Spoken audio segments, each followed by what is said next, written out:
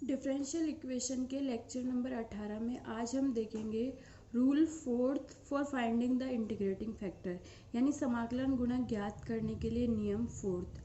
हम जो है पिछले कुछ लेक्चर्स से जो है हम कौन सा टॉपिक स्टडी कर रहे हैं कि किसी भी इक्वेशन को, डिफरेंशियल इक्वेशन को जो कि एग्जैक्ट नहीं है, उसको एग्जैक्ट बनाने के लिए हमें इंटीग्रेटिंग फैक्टर की ज़रूरत पड़ती है।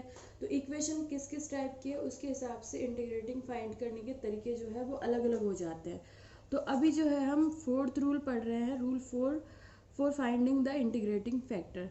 अब हम देखते हैं ये नियम क्या कहता है। ये नियम ये कहता है कि यदि समीकरण M D X plus N D Y is equal to zero, यानी आपको जो फर्स्ट ऑर्डर और फर्स्ट डिग्री की डिफरेंशियल इक्वेशन दी हुई है उसमें अगर आपका ये factor 1/m into delta N और delta X minus delta N M और डेल्टा वाई ये इक्वल आ जाए फंक्शन ऑफ वाई के या फिर किसी कांस्टेंट के, तो उस केस में आपका इंटीग्रेटिंग फैक्टर क्या होगा? Exponential of integration of function of Y या एक्सपोनेंशियल ऑफ इंटीग्रेशन ऑफ के डी वाई। यानी कि आपकी इक्वेशन जो है एग्जैक्ट नहीं है तो ये दोनों जो है आपस में इक्वल नहीं होंगे। तो हम इनके डिफरेंस को जब 1/n से मल्टीप्लाई करते हैं तो वो आपके, अगर आपको कांस्टेंट या फिर फंक्शन ऑफ y मिलता है तो अब हम रूल फोर्थ अप्लाई करेंगे। और रूल 4 क्या कहता है? उस केस में इंटीग्रेटिंग फैक्टर क्या हो जाएगा? ये जो आपको मिला है इसका y के लिए इंटीग्रेशन करना है आपको एक्सपोनेंशियल में। तो ये आपका रूल नंबर 4। इसके लिए पहले आपको ये चीज़ें फाइंड आउट करनी पड़ेगी और जब ये फंक्शन ऑफ वाई आ रहा हो तभी आप ये रूल अप्लाई कर सकते हो।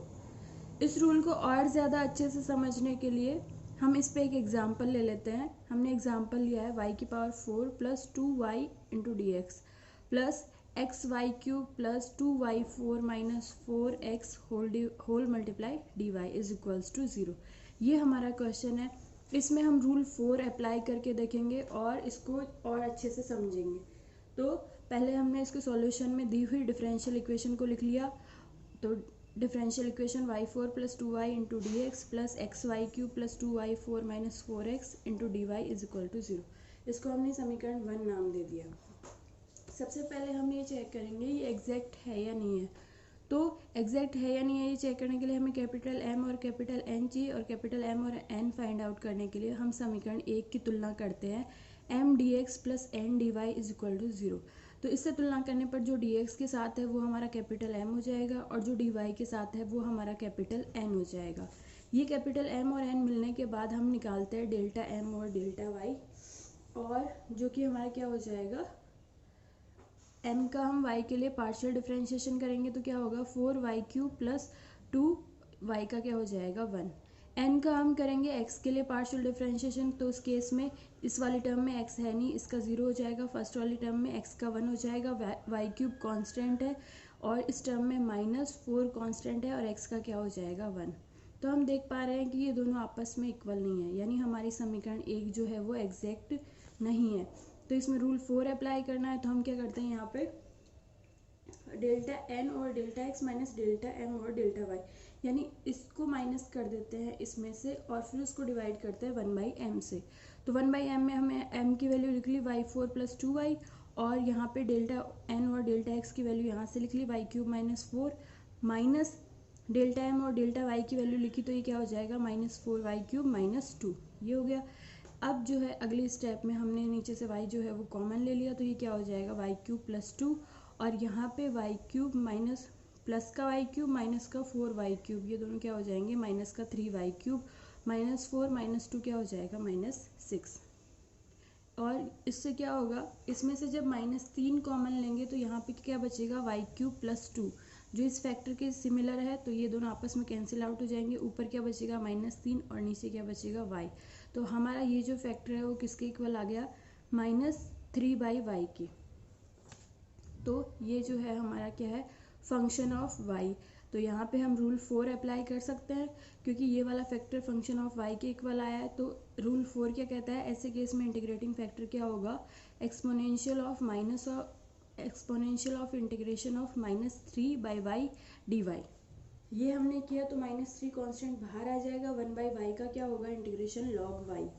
अब जो है वो log और एक्सपोनेंशियल को कैंसिल करने के लिए हम क्या करते हैं -3 को y की पावर में कर देते हैं, तो ये क्या हो जाएगा exponential of log of y की पावर -3।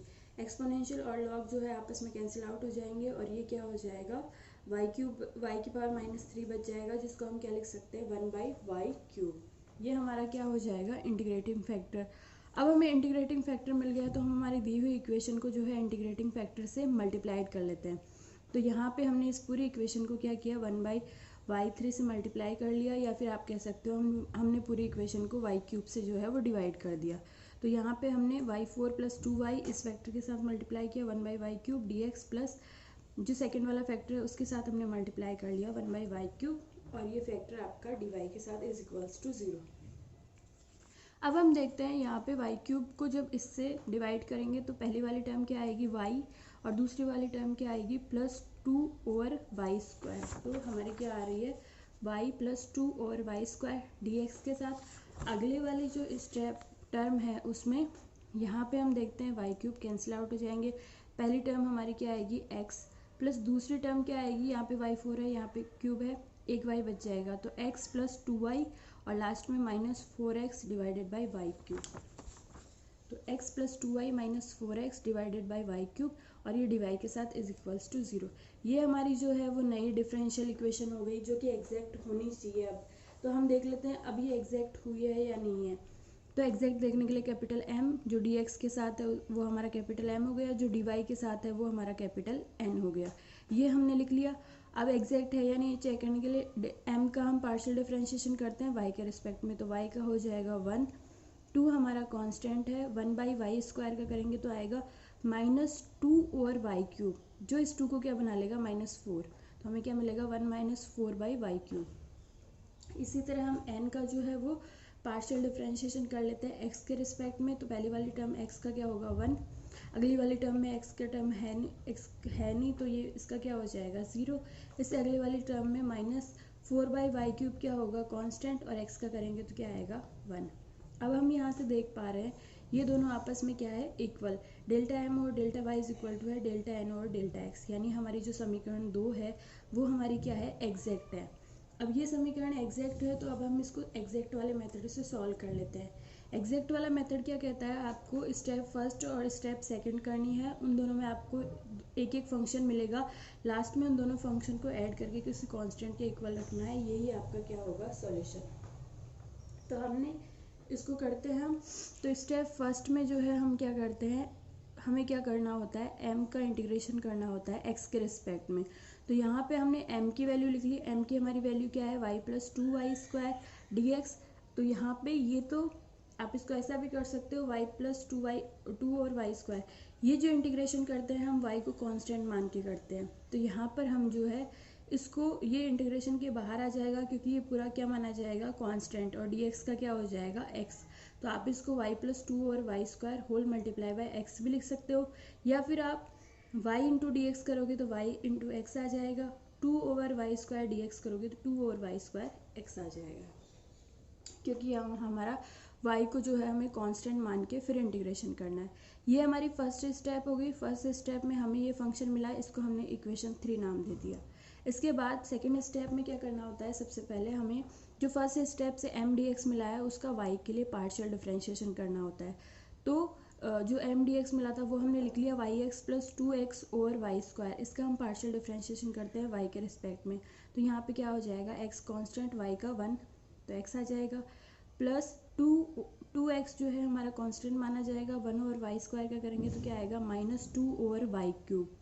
तो -2 जो है इसको क्या बना लेगा -4x और y³। ये हमें मिल गया। इसके बाद हमें क्या करना होता है, जो हमें यहाँ पे मिला उसको हमें n से माइनस करना होता है। n - डेल्टा और Δy integration of m dx निकालना है। तो हमने पहले n की वैल्यू लिख ली। n हमारा क्या है x + 2y - 4x/y³। तो x + 2y - 4x/y³, ये हमने लिख लिया। इसके बाद जो है आगे जो है हम लिख रहे हैं डेल्टा और Δy m dx, तो माइनस के साथ, तो ये क्या हो जाएगा -x और ये माइनस माइनस प्लस 4x और y³। अब हम यहाँ पे देख पा रहे हैं प्लस का x माइनस का x बैलेंस हो जाएगा, 4x और y³ माइनस का 4x और y³ प्लस का ये बैलेंस हो जाएगा, और हमारे पास क्या बचेगा 2y। इसके बाद जो हमें ये वाला फैक्टर की जो वैल्यू मिली उसका हमें इंटीग्रेशन करना होता है y के रिस्पेक्ट में x को कांस्टेंट मानते हुए। तो इस फैक्टर का हमें इंटीग्रेशन करना है y के रिस्पेक्ट में, तो इस फैक्टर की वैल्यू जो है हमने लिख ली 2y dy। 2 बाहर आ जाएगा, y का करेंगे तो क्या आएगा y स्क्वायर बाई 2, उससे 2 कैंसिल हो जाएगा और हमारे पास क्या बचेगा y स्क्वायर। ये क्या हुआ, जो हमें स्टेप सेकेंड में जो मिला फंक्शन वो हमारा क्या हो गया y स्क्वायर। इसको हमने इक्वेशन 4 नाम दे दिया। तो लास्ट में हमारा सॉल्यूशन क्या हो जाएगा, जो हमें स्टेप फर्स्ट से फंक्शन मिला प्लस जो हमें स्टेप सेकंड से फंक्शन मिला इज इक्वल्स टू कांस्टेंट। तो इन दोनों को ऐड करके कांस्टेंट के इक्वल रख देते हैं, ये हमारा क्या हो जाएगा सॉल्यूशन। तो आप भी जो है अपने बुक में रूल नंबर 4 से रिलेटेड जो भी एग्जाम्पल और एक्सरसाइज के क्वेश्चन है आप उनको कीजिए। और आपको कोई भी प्रॉब्लम है तो आप जो है व्हाट्सएप पे या यूट्यूब कमेंट सेक्शन में पूछ सकते हैं। एक साथ प्रॉब्लम क्लास लेके आपको वो प्रॉब्लम जो है वो क्लियर करवा दी जाएगी।